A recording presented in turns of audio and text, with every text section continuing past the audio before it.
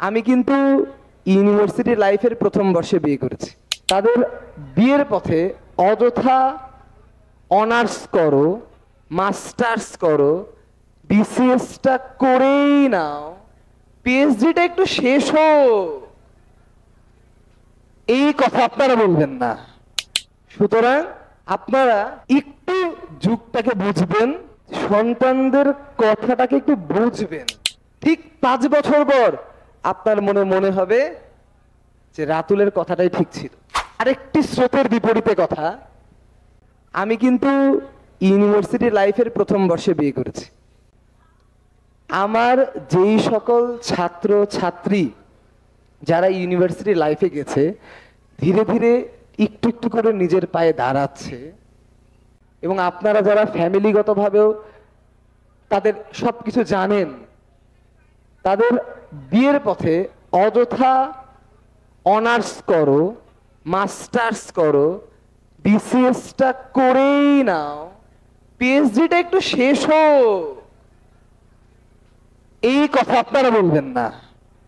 এই কথা যদি বলেন, এই কথা যদি আপনারা বলেন, আমার কথাটাকে রেকর্ড করে রাখেন। আজ থেকে 5 বছর পর আপনি আমার কাছে আসবেন এবং এসে বলবেন, বাবা দেখো তো তোমার অনেক ছাত্র ছাত্রী আছে না, কোনো মেয়ে তোমার ভালো লাগে না, দেখো তো তোমার কোনো বড় ছাত্র ছাত্রী নাই, এখন আমেরিকা চলে যাবে, এখন কানাডা চলে যাবে। এই কথা তখন আপনাদের বলতে হবে। আমি আমার ব্যাচে দেখতে পাচ্ছি, আমার বন্ধু বান্ধবের গার্ডিয়ানদেরকে এই কাজ করতে আমি দেখতে পাচ্ছি, এবং সংখ্যাটা 10টার মধ্যে 8টা, 10টার মধ্যে একটা না। সুতরাং আপনারা একটু যুগটাকে বুঝবেন, একটু সন্তানদের কথাটাকে একটু বুঝবেন। আপনাদের যদি মনে হয় আমি ভুল কথা বলছি, মনে হতে পারে, কিন্তু একটু 5টা মিনিট সময় দিয়ে একটু ভেবে দেখবেন, হয়তো আমি ভুল বলছি না। তবে আপনাকে আমি জোর করেও কিছু করতে বলছি না, আমি শুধু বলছি পাশের বাসার আন্টি কি করছে তা না ভেবে আপনার কি করা উচিত সেটা আপনি ভাববেন। 10 জনে কি করছে সেটা না ভেবে আপনার কি করা উচিত এইটা আপনি ভাববেন। যখন আপনার ছেলে মেয়েকে আমার কাছে এনে ভর্তি করেছিলেন প্রথম বর্ষে, তখন আমি রাজশাহী শহরের টপমোস্ট শিক্ষক ছিলাম না। তো তখনও 10 জনে যেই কাজ করেছে, আপনি কি তার ব্যত্যয় ঘটাননি? আপনি কি তার ব্যত্যয় ঘটিয়ে আপনার ছেলে বা মেয়েকে আমার কাছে ভর্তি করেননি? তার জন্য আজকে কি আপনার একটুকু ভালো মনে হচ্ছে না? অনেকেরই হচ্ছে। তো যদি হয়ে থাকে, সব সময় গতানুগতিক ট্রেন্ডে যেটা যাবে, পাশে লোকে যেটা করে সেটা না করে আপনার জন্য, আপনার পরিবারের জন্য, আপনার ফ্যামিলির জন্য, আপনার ছেলের জন্য বা আপনার মেয়ের জন্য কোনটা জরুরি আপনি সেটা দেখবেন। এটা চিন্তা না করে পাশে লোকে কি বলবে। আমি যখন বিয়ে করেছিলাম, আমিও অনেক আন্টির মুখ থেকে শুনেছিলাম, ছেলে তো বুয়েটে প্রথম বর্ষে পড়ে, বউকে খাওয়াবে কি? তা আমার বউ যে আল্লাহর রহমতে কি লেভেলের খাদক তা আমি তখন আসলে ভেবে পাইনি।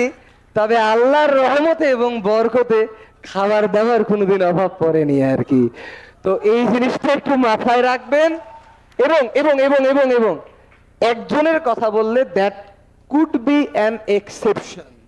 আমি বিয়ে করার পর আমার বুয়েট সিএসসি ডিপার্টমেন্টে আমার দেখা দেখি 120 জনের মধ্যে অলমোস্ট 70 জনের বিয়ে পাশ করার আগে হয়ে গেছে।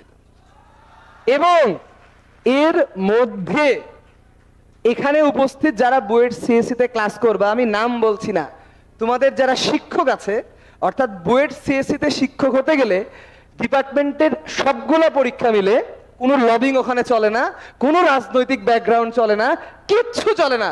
You need to be first second, third, fourth, fifth in combined result. এবং তোমাদের যারা ক্লাস নেয় আমাদের ব্যাচের যদি হয়ে থাকে, জেনে রাখবা আমার বিয়ে 2-2.5 মাস পরে তারাও বিয়ে করেছিল। এবং আমাদের ওই সময় যে ফার্স্ট ছিল ওর বিয়েও সেকেন্ড ইয়ারেই হয়ে গেছিল।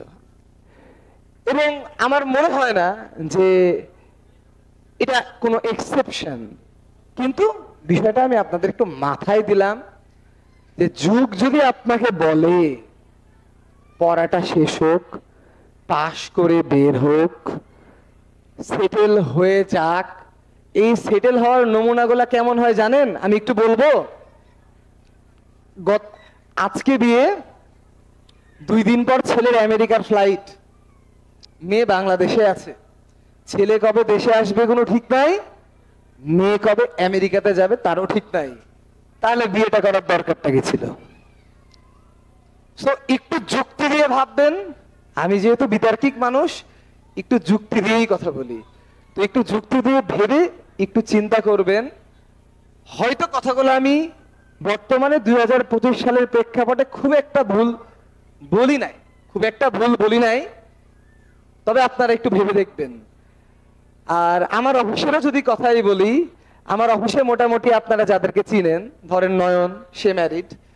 আপনারা রাগিবকে চিনেন, রাগিবও ম্যারিড।